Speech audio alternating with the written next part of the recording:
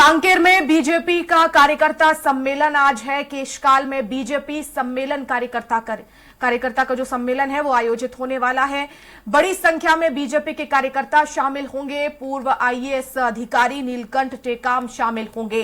कुछ दिनों पहले ही आईएएस नीलकंठ टेकाम ने वीआरएस लिया है। 17 अगस्त को ही केंद्र सरकार ने वीआरएस को मंजूर किया है।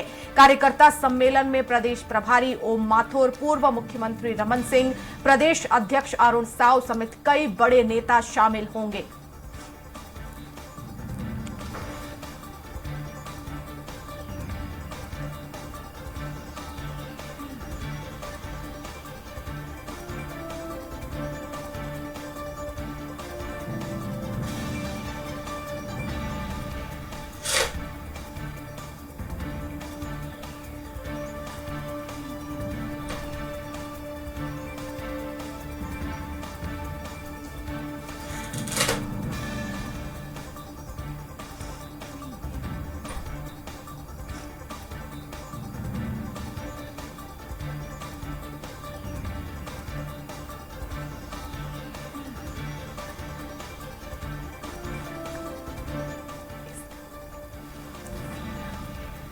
और इसी खबर पर ज्यादा जानकारी के लिए संवाददाता स्वाति कौशिक हमारे साथ रायपुर से लाइव जुड़ गई है।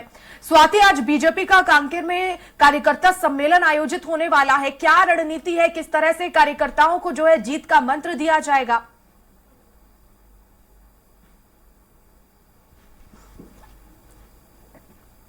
उस लेवल तक ले जाने के लिए काम कर रही है।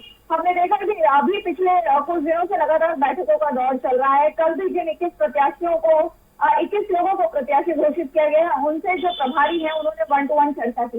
इसी कड़ी में आगे बढ़ते हुए बीजेपी जो है वो आज कांकेर जिले में अपना कार्यकर्ता सम्मेलन जो है वो करने जा रही है। कांकेर के केशकाल में ये जो सम्मेलन है वो आयोजित किया गया है। इसमें जितने प्रभारी और जो वरिष्ठ नेता है बीजेपी के, चाहे अगर हम ओम माथुर जी की बात कर लें, चाहे नितिन नवीन की बात कर लें, तो तमाम जो वरिष्ठ नेता है उनके वो वहाँ खुद जाएंगे। ऐसी जो चर्चाएं हैं वो निकल कर आ रही है।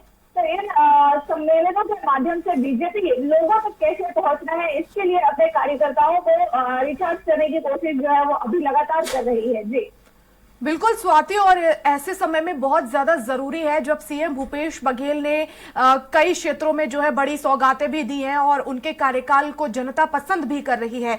ऐसे में क्या माना जाए, क्या भारतीय जनता पार्टी को और ज्यादा जान फूंकने के कार्यकर्ताओं में जरूरत है ताकि वो जनता के बीच पहुंचे? 15 सालों में जो काम किए हैं वो लोगों तक पहुंचे, बहुत ज्यादा जरूरी हो जाता है। क्या बीजेपी की स्थिति वहां पर कांकेर में अगर खासतौर पर बात करें तो क्या स्थिति है वहां पर?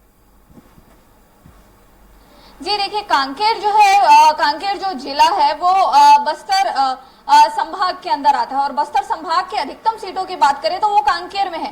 कांकेर में अगर खुद केशकाल सीट की अगर हम बात करें तो केशकाल सीट जो है वो कांग्रेस विधायक के पास है। संतराम नेताम वहां के विधायक हैं और लगातार कई बार से हैं। ये पहली बार वहां विधायक बने हो ये ऐसा नहीं है, लगातार 3 बार के विधायक है। कांकेर, खुद कांकेर जिले की बात करें तो वहां के जो विधायक हैं शहर के वो कांग्रेस के हैं। तो लगातार बस्तर में जो है वो कांग्रेस की जो इस बार का मैंडेट रहा है, 12 सीटों पर विधानसभा में चुनाव होता है वहां पर, तो लगातार जो मैंडेट रहा है वो कांग्रेस के पक्ष में रहा है।